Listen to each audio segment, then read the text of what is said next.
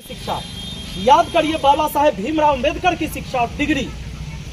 लेकिन हुआ क्या कि धीरे धीरे राजनीति का चेहरा बदला, परिदृश्य बदला, और उसमें जो माफिया लोग थे, जो बंदूक वाले लोग थे, वो धीरे धीरे एंट्री मारा और शिक्षित लोग अपने आप को पीछे हटा लिया। काहे? उसको इज्जत बचाना रहता है। जो शिक्षित व्यक्ति है वो जबरदस्ती कुर्सी पर नहीं बैठना चाहेगा, वो अपने आप को साइड करेगा।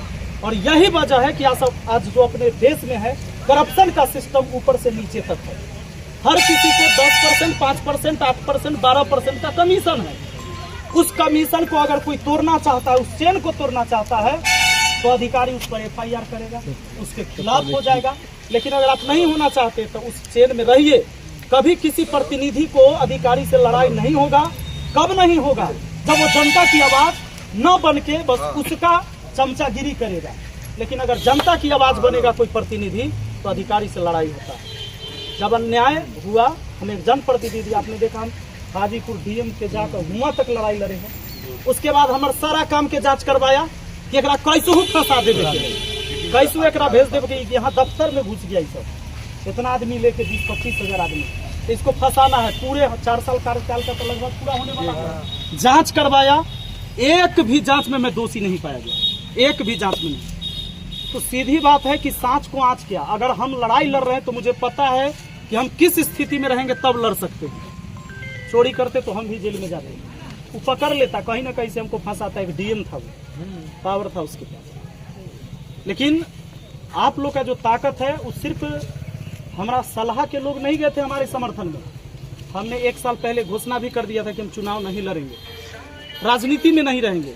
क्योंकि मुझे कई बार क्या लगता था कि इस करप्शन से हम कितनों लड़ेंगे नहीं, यहाँ ये खत्म नहीं होने वाला है।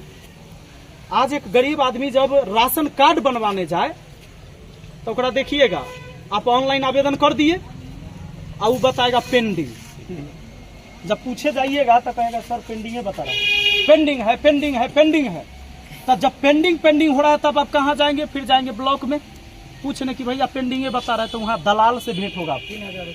दलाल 3,000-2,500 रुपया है वो रेट। जैसन जे पकड़ा जाए, जैसे ही 3,000-2,500 देवे तो पेंडिंग क्लियर हो जाता है और OTP आ जाता है, तब बन जाए राशन कार्ड। यह स्थिति है। जातीय आवासीय आय प्रमाण पत्र बनाने आपका बच्चा जाए, नौकरी की तैयारी करता है, जब तक 250, 300, 200 रुपया वहाँ नहीं धराएगा उसको नहीं मिलेगा।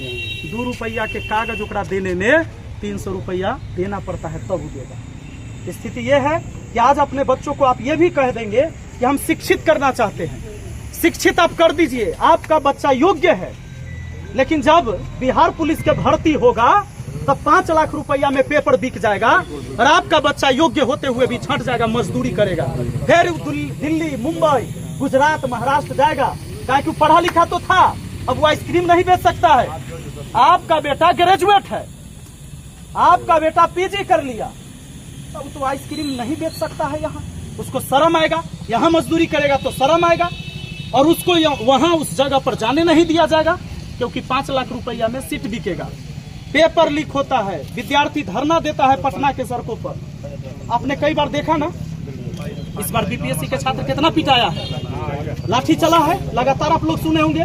ना तो ना जांच करवाया, एक ही हॉल के अंदर कुछ बच्चा के पेपर मिला हुआ था और कुछ हॉल में बच्चा को पेपर नहीं मिला। वो बच्चा सब विरोध कर दिया, पेपर कैंसिल हुआ, फिर ओहे एग्जाम फिर से करवा दिया गया दोबारा में।